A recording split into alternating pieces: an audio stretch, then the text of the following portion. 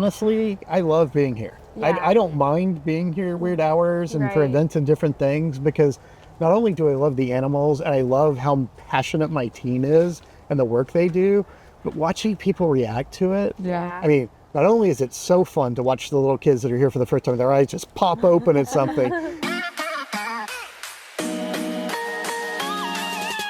Have you been craving an adventure that goes beyond the typical tourist experience? What if you can truly connect with the destination, unearth its hidden stories, and meet the people who make it tick? The ONSC Podcast offers you exactly that. This isn't just a travel podcast. It's an invitation to connect with a place on a deeper level.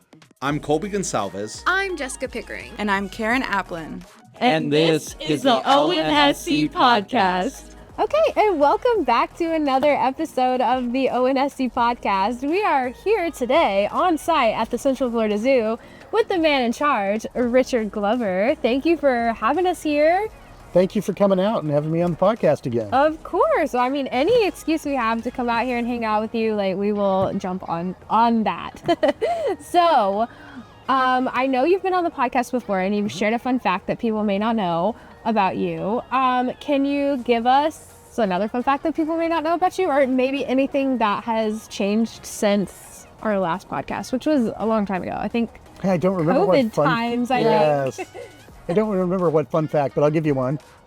So before I was in the zoo industry, I was in the horse racing industry for 20 years. Wow. And during COVID, I finally took the plunge to become an owner and started owning tiny bits of racehorses. And since then, I have won 2 Kentucky Derbies and a Preakness. So I almost have my own Triple Crown already. Oh my gosh. Wow. Yeah, I had no idea. That is a really cool fun fact. Have you met these horses in person? I have. In fact, one of them just went to stud in Lexington. I now have 3 stallions at stud in Lexington that I can visit. Very nice. Are you a That's rider? super cool. Or like that? I do just for fun. Okay. Not a lot, but yeah. That's cool. That is so cool. That is a very fun fact. Clearly, I've always loved animals. Yeah. Obviously. I mean, you know, then you're the perfect person for this job. The zoo is celebrating the 50th year of being at this location in Sanford, because it was in a different location, correct? It was. So Yeah. it was where City Hall is now, Oh, on about a 2-acre plot. okay. And they had what was called Monkey Island there. That was back when they made the transition from there to here. Jack Hanna was actually the executive director of the zoo.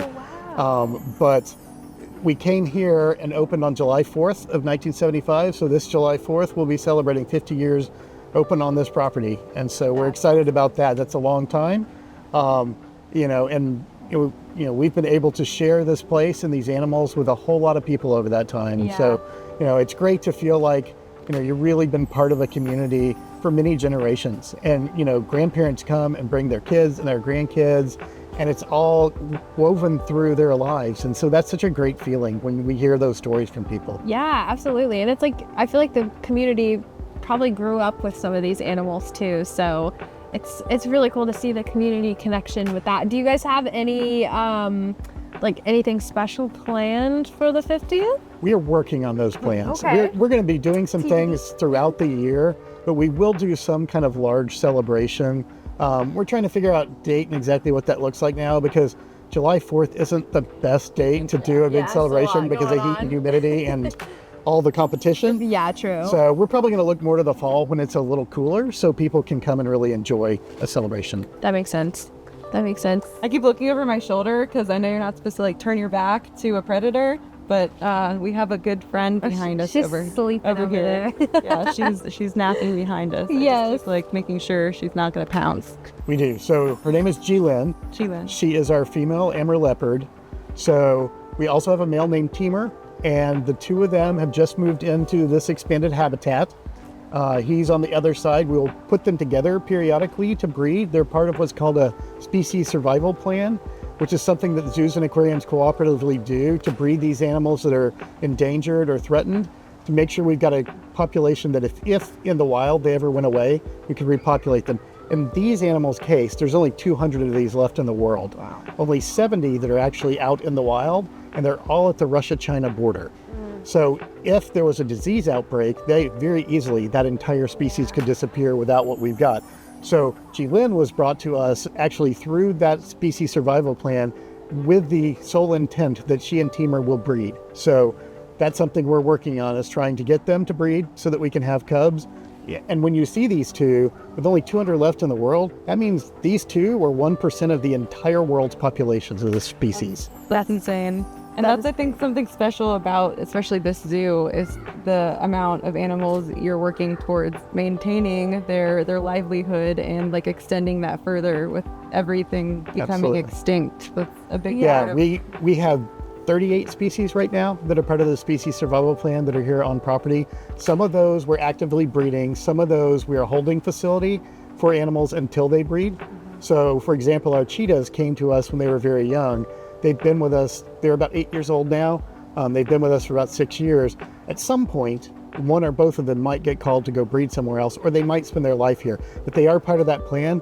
But the way it works is there's a stud book for each one of these species, and they look at the diversity of the different ones in different institutions and their bloodlines, so that we don't overbreed and do, like, it's kind of like puppies and puppy mills. Yeah. You don't want too much inbreeding. Right. So they very carefully manage that, and that's why they get called away and get sent different places. So they might get sent somewhere if their bloodlines are in demand, but if they're not, if there's plenty of them in existence, then they might not ever breed. So it's a complicated system and a lot of moving around. Are there any artificial seminations involved in something like that where they've stored? Typically, no. Okay, so it's typically natural. it's natural. Okay. Yes, because so at least with accredited zoos and aquariums, so we're accredited by the Association of Zoos and Aquariums, and to give you some perspective, there's 3,000 places in the U.S. that actually can house and have licenses to hold animals. There's only about 240 that have AZA accreditation. Wow. So it's higher standards, but the AZA ones, typically what you have is you have institutions that want these animals to live as close to a natural life as they can. So if they have the opportunity to breed, we want them to breed naturally and actually get to have that sensation and have the family sensation, all of those things. That's really cool. Very cool. And off the top of your head, like, how many animals at this zoo are a part of the species survival plan? So we've got 38 species right now that are. So actual number of animals, you're probably somewhere around 100 of our animals that are in the program. Yeah. And if you couple that with all the ones we have that either came to us as orphans or part of the pet trade that were confiscated, things like that, really a lot of our animals, this is like the only place they could be. Yeah. Like these animals, like the ones in the species survival plan, they were pretty much all born in other institutions, and then we moved them around to keep that species alive. So they never are out in the wild unless we need to repopulate, which is what we do with our indigo snakes. We actually do repopulate. Yeah, and actually that was going to be our next question, is about what you guys do with the indigo snakes. Can you kind of dive into that? Sure. So the eastern indigo snake is the longest snake in North America. They're black, and there's a hint of indigo to their throat a lot of times. Beautiful. They are beautiful. We held one for Jim Doobie. The big long black one. Yeah. That's right. Yeah. Okay. Yeah. So they are a fascinating species that I like to say, even if you don't like snakes, you should like these snakes. Yeah. Because when they're in the wild, their primary diet is venomous snakes. So if you don't want a bunch of rattlesnakes and coral snakes and things on your property, having eastern indigo snakes is great. Right. 'Cause they aren't interested in humans, but they sure want those venomous snakes. Yeah. They're tasty, apparently. Yes, but they have a very relaxed overall personality. So a lot of people like have them as pets, but then they get They get really very large, big and they are, I would say, they're not prone to snap at people. They're pretty mellow from that standpoint, but they're also one of the most active snakes. If you're holding them, it's like constant movement. So it takes a little getting used to if you're not really used to snakes, because they're all of a sudden up in your face in different places. And I will admire from a distance, but I support what they do. Taking care of all. So the thing about them is they are native to this area. They're native to Alabama, northern Florida, different spots, kind of Georgia and this part of the country in the Piney Woods Forest. And they started disappearing. A lot of the reason they disappeared was we're building on a lot of the land they ran, and also getting run over by cars. But what happens is when you take them out of an area, then the venomous snakes start to really multiply, and it changes the ecosystem, and it changes a lot of things in it, not necessarily to human benefit. Yeah. So what we've been doing, working with a lot of other institutions, we have our OCIC, Orient Center for Indigo Conservation, out in Eustis. And we breed the eastern indigo snakes. We raise them with partners until they're 2 years old. And then we take them to either northern Florida or to Alabama to some specific protected sites and we release them. And the really cool thing is when you do that, first of all, just conservation, being able to release something back into the environment and repopulate, that's just a really cool part of it. But what the best thing and the thing you hope for is that they're going to thrive and they're going to have offspring. And over the last 2 years in both sites, we have found offspring living from those. So they are thriving and they are reproducing and repopulating out there.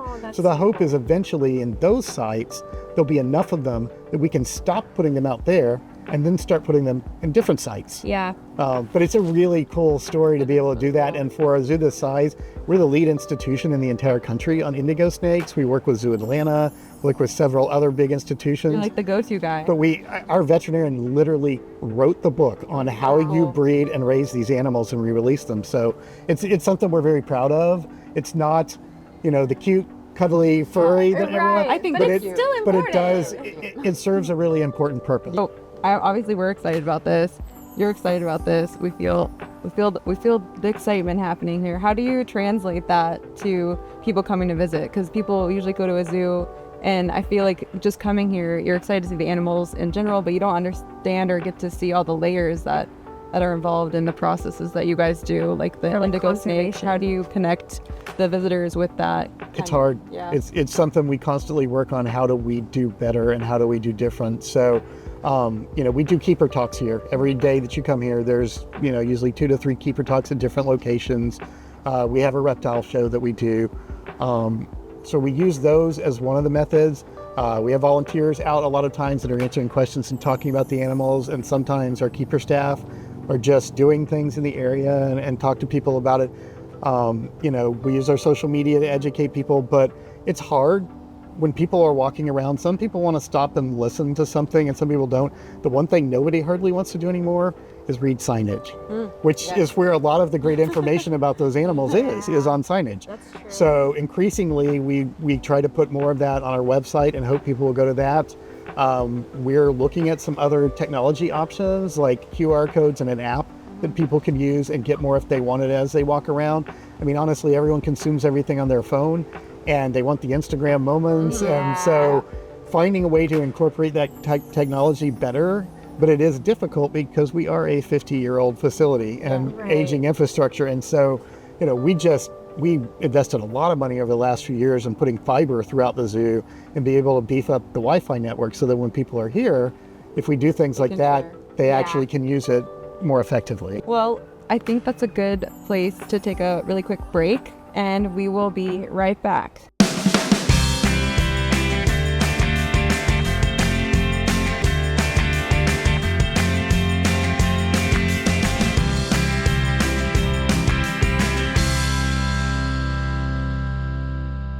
Looking for real adventures in Central Florida that you don't have to wait 4 hours in line for? Do Orlando North. Explore the magic of nature that the theme parks just can't touch with the ONSC Podcast.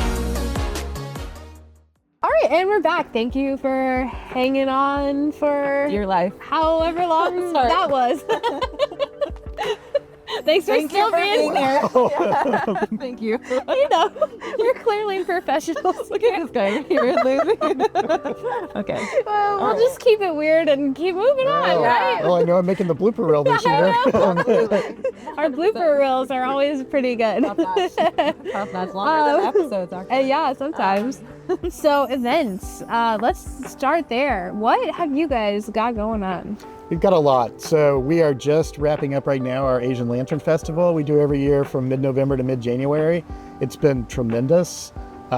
Big thank you to Mother Nature for not a lot of rain and good weather. But we'll finish this Sunday, and we'll have more than 20,000 more people than we've ever had go through it before. Wow, so incredible. it's been amazing to see. And But you extended the dates like 2 weeks or so because you had so many? five extra days. Okay, 5 extra days. And we might extend it more. I mean, it's grown every year. Yeah. It's become the holiday thing to do in Yeah. Seminole County, and we're so proud of it and so excited. We have so many families tell us we come on this day every Yeah. year. Yeah. So it's been fun. Becoming But- it's becoming like a ritual. It's a tradition. Yeah. so it will definitely be back again this fall. And That's every year it's different. Everything's new and everything's different every year. So we're excited to have that back. That's kind of our biggest signature thing.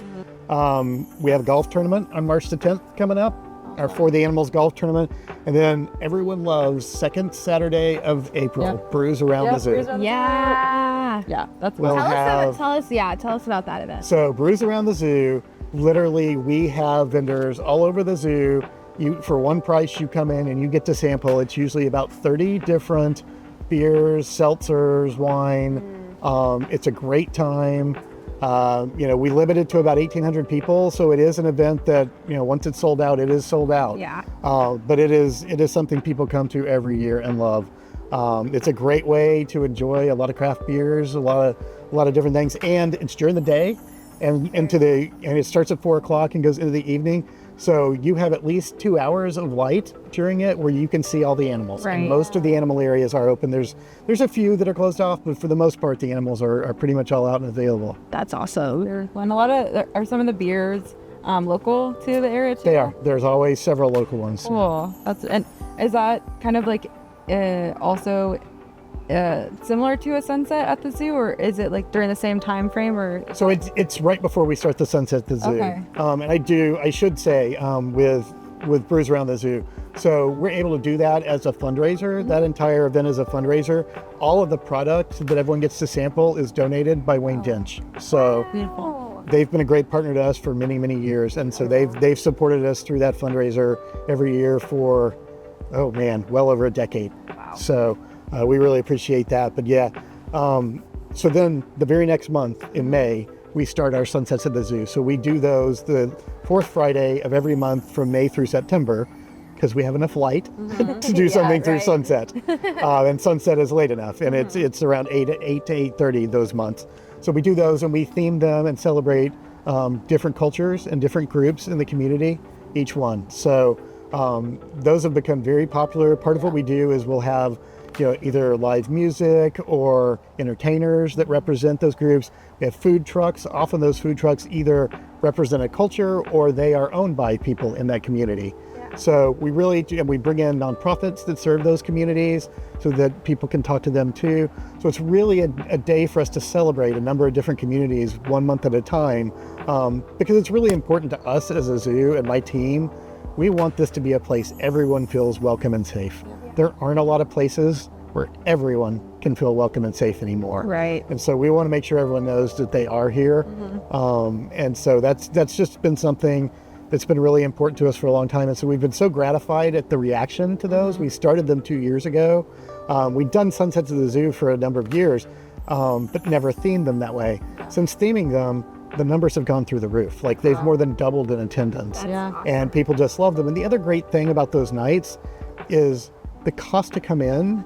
If you buy your tickets in advance, it's $6. If you buy it or online in advance, if you buy it at the door, it's $8 versus $23.95 for an adult on a normal day. Right. So those are nights where we can make the zoo accessible for many more people in the community that might not be able to come. So it's really important that we ask people to share the word about those, because we'd rather be completely overrun on those nights. Like we want as many people to know that as possible, so that families that can't maybe sometimes bring their kids here because of cost are able to. I mean, we are a nonprofit and we are a 501c3 nonprofit.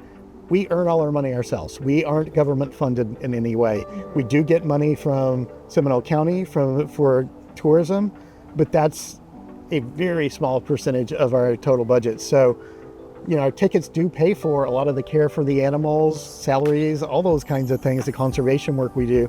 And so unfortunately, they're not always going to be accessible for every family. So nights like that allow us to do something that makes it accessible for everyone in the community. So are there any other like signature events? So we do have our Easter event, our Hippity Hop adventure. And Boo at the Zoo.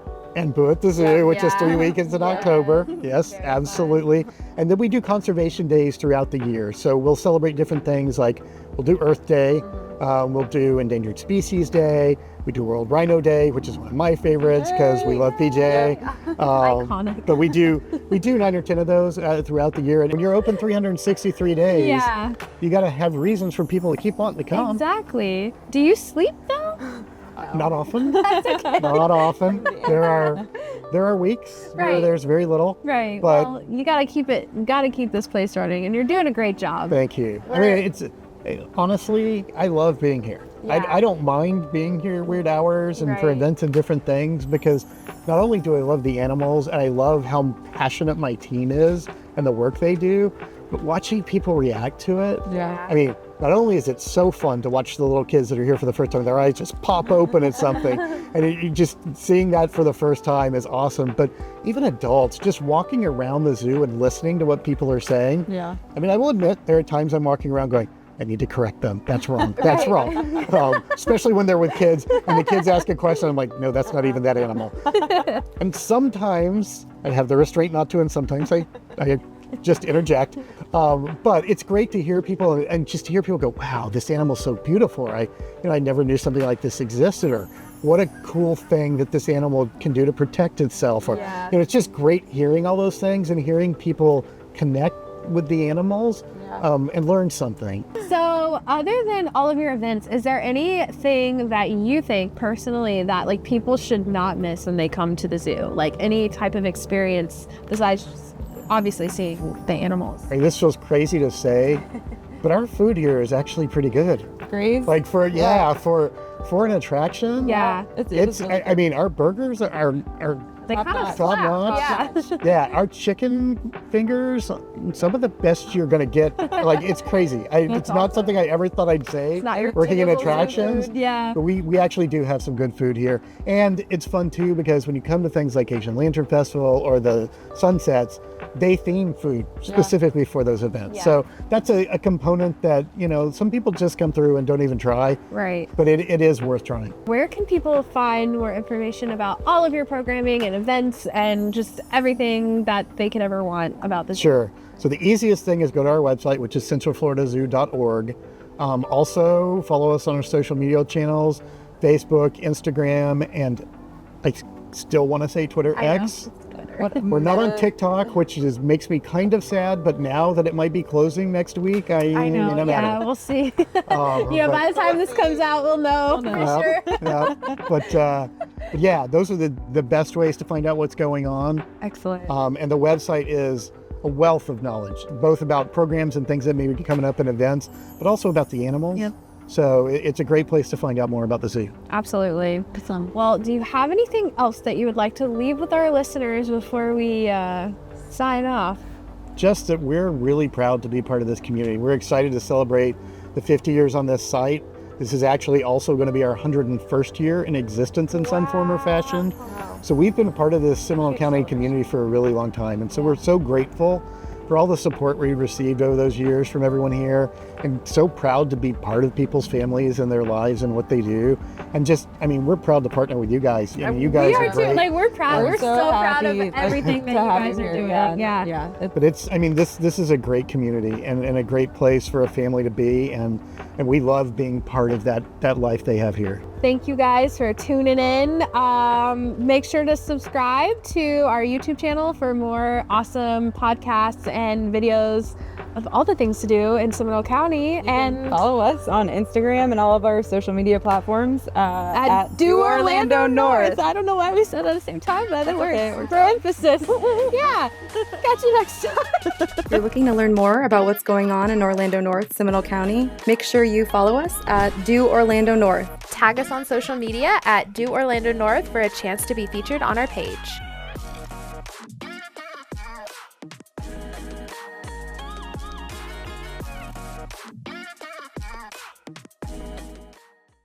The ONSC podcast you just heard reflects the opinions of only the host and guests who are associated persons of Orlando North Seminole County and does not reflect the views of Seminole County government. The ONSC podcast is for informational purposes only. For more information on Orlando North Seminole County, follow us on social media at Do Orlando North or visit our website at www.doorlandonorth.com.